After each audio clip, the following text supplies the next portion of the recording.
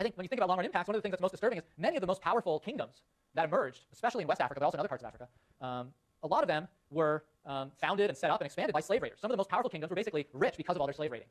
So there's this terrible collaboration between powerful ruling African elites, you could think of them as, the powerful kingdoms in West Africa, who are raiding other people or their own communities to trade to Europeans, and that gives them money and guns to stay powerful. And that's a very, potentially has very corrosive effects on African societies, if you think of it in those terms.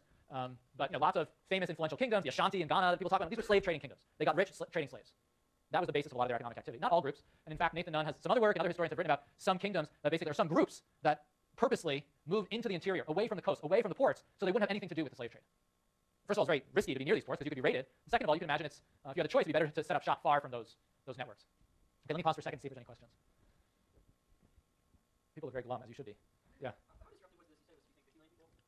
The estimate is the population of Africa in the 1400s was 50 million people. And about 20 million, there's records suggesting 20 million were captured and sent out of Africa as slaves. And of course, the question was raised, well, could that be an underestimate? And it almost certainly is because of all the violence associated with the trade internally. Is it considered, though, that every family would have lost someone, everyone was disrupted, didn't matter, or was it just sort of big communities on the coast, northern part of Africa, that sort of went through this stuff and disrupted? And also, I'm surprised that there wasn't more infrastructure sort of fight off slave trade. There were communities that sort of no. So I think a little bit of everything you're saying. So in terms of was it every family or only some families? I don't think we have the data to know that for sure. Just it doesn't necessarily exist. There were certainly particular groups that were very heavily targeted. A lot of the groups that were near these slave trading ports were very heavily targeted. In terms of sort of resistance to the slave trade, as I mentioned, there were groups that were more isolated, or there were groups that isolated themselves precisely to sort of stay out of harm's way, and that existed. In addition, if you look at that period, so the 15th to the 19th centuries, there was the growth of these increasingly powerful coastal kingdoms in West Africa, say, driven by the slave trade. In some other parts of sub-Saharan Africa, there were growing kingdoms in the interior that were kind of very far away from slave trade. So for instance, in what is today Rwanda, Burundi, increasingly centralized, powerful kingdoms with high population density, very sophisticated politics emerged. They were like right in the interior of Africa, in the highlands, and they had almost no exposure to the slave trade. So it was interesting. There was sort of this growth on the coast driven by the slave trade, and then growth far away from the slave trade in terms of political units. But in between, a lot of groups were victimized. Yeah. Yeah, and that's what Nathan Nunn is going to do. So we're going to look at basically exactly that. He's going to use these records to see which groups were victimized and which weren't, and he's going to try to figure out if you were victimized a lot for those few hundred years, are you poorer today? So that's exactly what he's going to do. Yeah.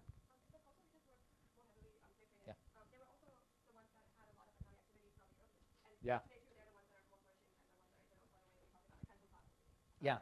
And I feel like if you brought Europeans, like a mixing of collecting Africans out and bring Europeans, that would also give like immunity to certain diseases or transfer. Yeah, I mean, you're raising really good points. We'll come to some of these. We talked about Bloom and Sachs earlier in the term, and they make a big deal about this, access to rivers and the coast as being important for development.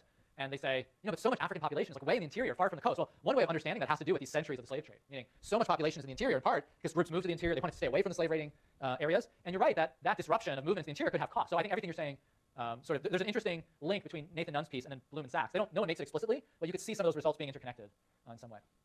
Okay, so why was Africa targeted? This is the question that folks have asked. And there's a lot of claims made in the literature. So let me talk about a couple of things people mention, and then we'll maybe brainstorm some others. So one issue relates to demand for captive labor in the Americas. So if you look at the map of Africa and you look at where West Africa is located, West Africa is not too far away from Northeast Brazil or the Caribbean. Yeah, you have to cross the Atlantic, but West Africa kind of juts out. Northeast Brazil sort of juts out in the opposite direction. That isn't a very long voyage, nor is it too long a voyage to the Caribbean. So if you ask the question of why were West Africans in particular victimized in the Atlantic slave trade, the distance to these sugar plantations can't be ignored. It just made the whole process that much cheaper for the European imperialists. So that's got to be part of the story. Not all the story, but part of the story. Now, the other story that folks talk about is the fact that there were some internal slave networks that were pre-existing. My read, based on the books I read about this, is nobody knows exactly how much slavery did exist internally in African societies before the Atlantic slave trade. There was some. We know there was some. Certainly by the 1800s, when Europeans started collecting survey data, across the societies they look at, there were very high proportions of slaves in West African, East African, Central African societies. In a lot, the bulk of the data was 18 to 44% of the population internally were slaves. Now, how much of that was because the external slave trade had taken off, so these internal slave markets kind of developed, or how much was there was a lot of internal slavery even in the 1400s, and that facilitated the external trade? I don't know if anybody knows the answer to that, at least as far as I've read. But they clearly reinforce each other. Once you have a lot of internal slavery in slave markets, it becomes very easy to sell slaves externally. And vice versa, once a lot of slaves are being captured and sold externally, then there's this kind of trade and network internally that could turn into internal slavery. So this is one of the questions that I think is still open. Now, the domestic slaves, the internal slaves, worked on plantations in some cases. They often worked in mines. They worked in basically high mortality occupations. Their lives, there was very little value put on their lives if they were slaves, whether it was in Zanzibar or it was in the New World. So there's some estimates from Zanzibar, plantation slave labor in Zanzibar had an annual mortality rate of 20%. That is incredibly high for sort of working age, able-bodied people. Basically, slaves in some of the internal data were being worked to death, too. Okay, so that's another story. A third story that I think is important, if we think about why there's a lot of reasons why you would not necessarily, if you're a European imperialist, you would not necessarily capture slaves in Asia to bring to the New World. The first is just distance, as we talked about. But there may be other reasons. And one may have to do with military might. So in the 1600s, when the British Empire is going around trying to figure out where to get slaves, there was a massive, powerful empire in almost all of South Asia, the Mughal Empire, covering almost all of what is today India, Pakistan, Bangladesh. Eventually the British Empire conquers the Mughal Empire, turns into a British colony, but that was a very long process, and basically there was a very serious military adversary on the other side. There were many large kingdoms in sub-Saharan Africa, but none say of the scale of the Mughal Empire, none say of the scale of the Chinese dynasty in power, dynasties in power during this period. So that has to be part of the story, although in my own view, proximity has got to be an important part of the story. Basically, if India were right across from Jamaica, Brazil, and South Carolina, and it was only a 4-day boat ride instead of a 40-day boat ride, probably the European imperialists would have found ways to capture Asians to bring to the New World too. That would be my hypothesis, my working hypothesis. What other reasons or explanations can people think of? Why might sub-Saharan Africans have been victimized as well?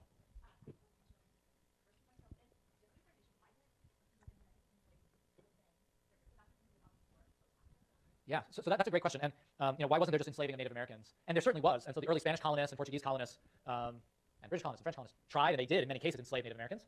The big sort of historical event and demographic event, as you guys know, in the first 100, 150 years of European colonization in the New World is there was just mass death because of contact with European diseases. So again, no one knows the exact numbers. I just read a paper on this where there seems to be pretty good data for parts of Mexico that were kind of early settled regions by the Spanish, where you have drops in population of 3/4 in the indigenous population. So it wasn't like, 5% of Native Americans died. It was like mass death because of disease.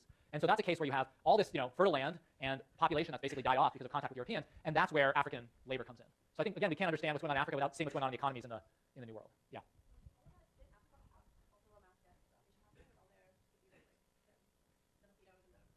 Yeah, the mass death, it's interesting. Mass death kind of went the other way, and that when Europeans came to Africa, they had very high mortality.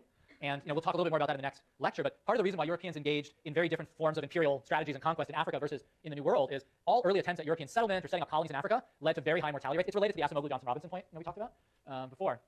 So, Africans weren't bothered by European diseases. Europeans didn't do well with African diseases. A lot of Africans had partial immunity to malaria, et cetera. Europeans didn't. But it was the opposite in the New World, where Europeans didn't get sick by coming into contact with diseases of the New World, but the opposite happened. So again, disease was really critical.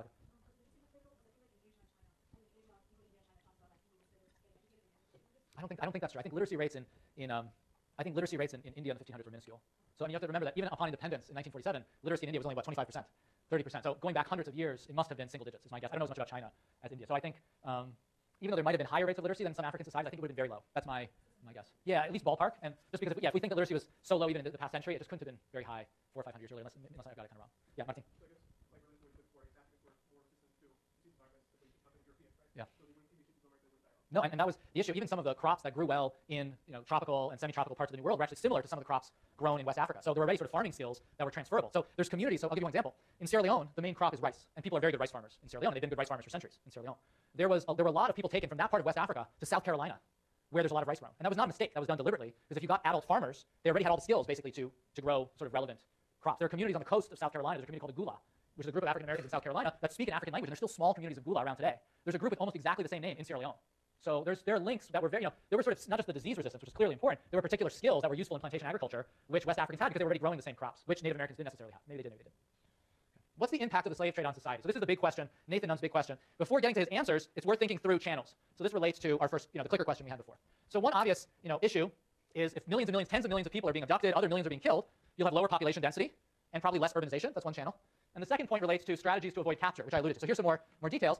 If you have less population density, you have, there could be advantages from an environmental point of view, but from the point of view of economic specialization, market size, scale economies, let's say you want to invest in infrastructure or public goods, having high population density helps you afford all these investments.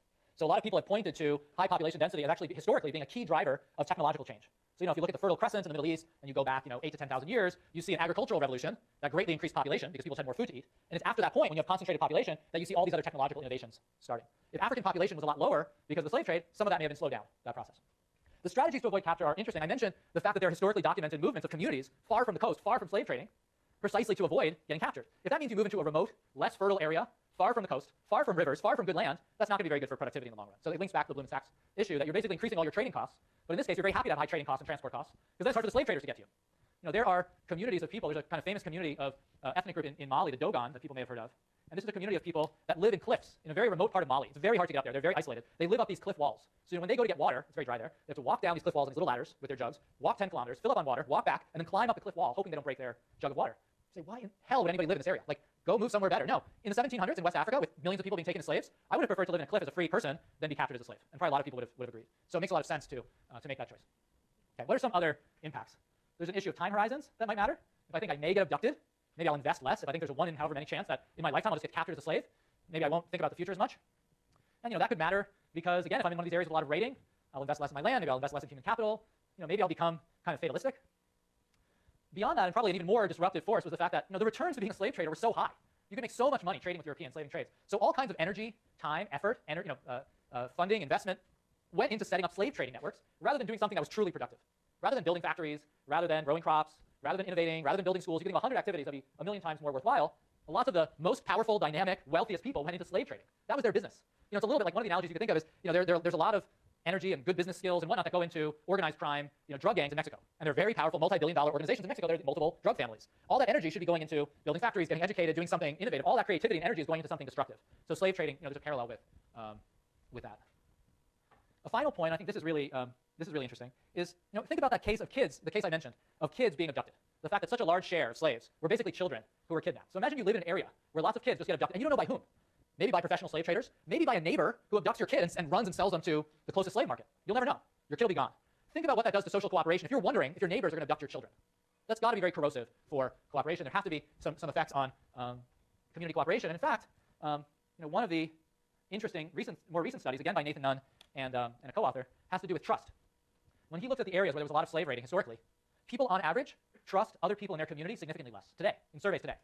So there could be these long-run cultural effects of being in this kind of violent environment that could last a long time, that could last centuries. You might also think that these historical patterns exacerbate ethnic divisions. So, if we fight a battle between ethnic groups and one group loses and you sold all my kin into slavery, that's not going to help relations between us. Can people think of other channels beyond these? Yeah, in the back.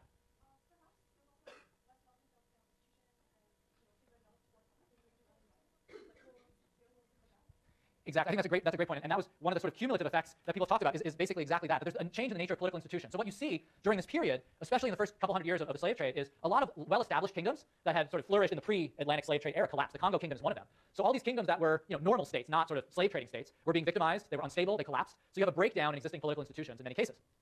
And you have the replacement of those normal institutions with whatever flaws they have, but they're replaced by a lot of powerful kingdoms run by slave traders. And again, you wonder what the kind of the legal forms are in a slave trading kingdom. You wonder what the ethic is of governance, of a state that makes all this money by literally preying on its own people or nearby people and selling them. It may just have a very different degree of political legitimacy than a normal state. And I think that issue of legitimacy could be very important in the long run. Another consequence that's often discussed is, again, once there was this massive external trade, the internal slave trade flourished. And in many cases, the internal slave trade persisted, even if formally illegally, it persisted for long after the external slave trade ended. So Sierra Leone is another good example. There were legally slaves in Sierra Leone, whose capital was Freetown. Very ironic. There was legal slavery in the interior of Sierra Leone until the 1930s. And by all accounts, for decades after that, there was de facto slavery. So maybe as late as the 1960s, there were domestic slaves in Sierra Leone. Again, the long-run effects of that are potentially very difficult. Think of the long-run consequences for American politics and American society of the brutal slave institutions we had in this country that have lasted a long. Slavery was formally disbanded in the United States 150 years ago, and there's still huge social legacies. Well, in many African countries, into the 1900s, there was still formal slavery. Okay, now we're all depressed.